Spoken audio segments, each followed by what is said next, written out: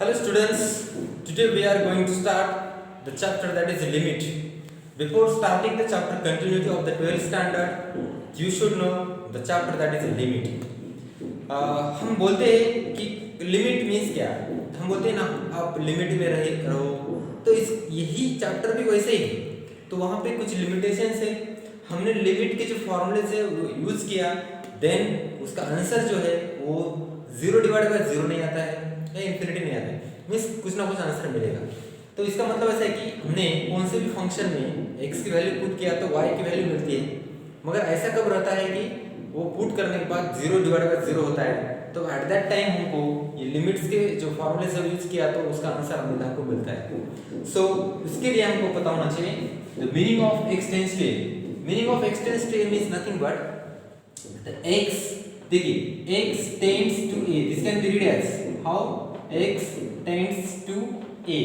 Now x tends to a means nothing but the value of x, the value of x is nearer to, value of x is nearer to a, value of x is nearer to a। इसका मतलब क्या है कि x की value a के नजदीक रहेगी, या प्लस में या माइनस में, मगर x के a के नजदीक रहेगी ना। फॉर एग्जांपल जब हम लिमिट्स की प्रॉब्लम्स लिखते हैं एट दैट टाइम हम ऐसा सिंबल लिखेंगे limit, limit x tends to 5 लिखेंगे।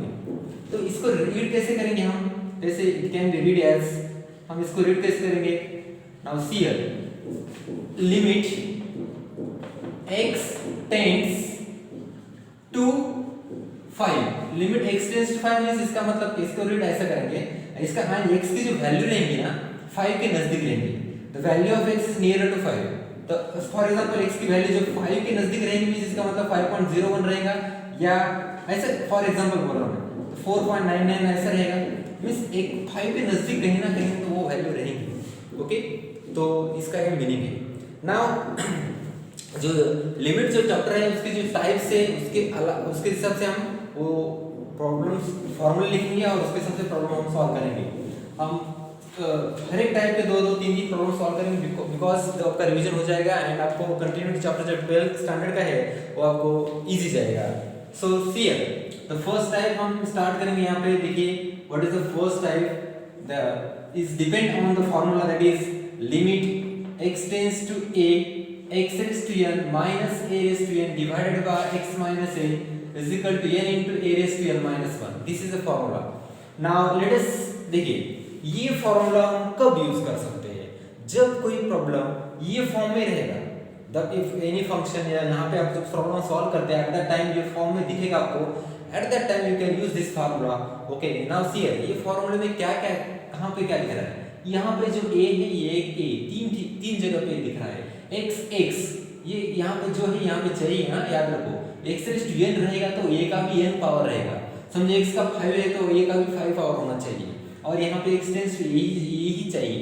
तो हम आंसर में क्या ला सकते हैं, n कहाँ से लाया, ये दोनों में दिख रहा है ना, यहाँ से n लाने का, ये मींस यहाँ से जो दिख रहे हैं तीनों में से ये लिखने का, और n -1 लिखेंगे तो आपका आंसर मिलेगा। Now let's take one example. Now see exam में आपको प्रॉब्लम आता है evaluate limit x tends to 4 x cube minus 64 divided by x minus 4।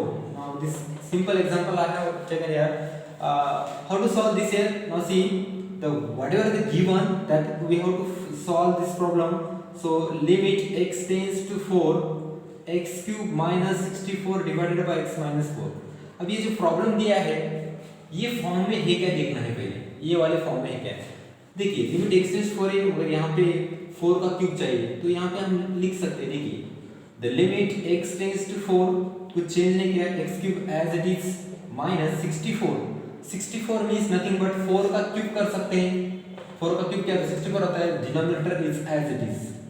Now this formula is now here limit x tends to a x raised to n minus a raised to n divided by x minus a, तो क्या आएगा n into a raised to n minus 1।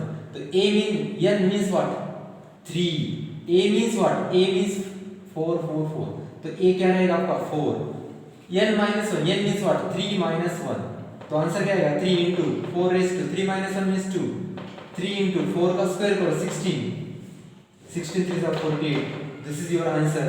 at the last you have to write this limit x tends 4 x cube minus 64 divided by x minus 4 is equal to 48 आपका answer आ गया. Okay, now do you understand? Now we will start take the next example of this type. Here question second लेंगे. देखिए evaluate ऐसा problem रहेगा exam में. तो limit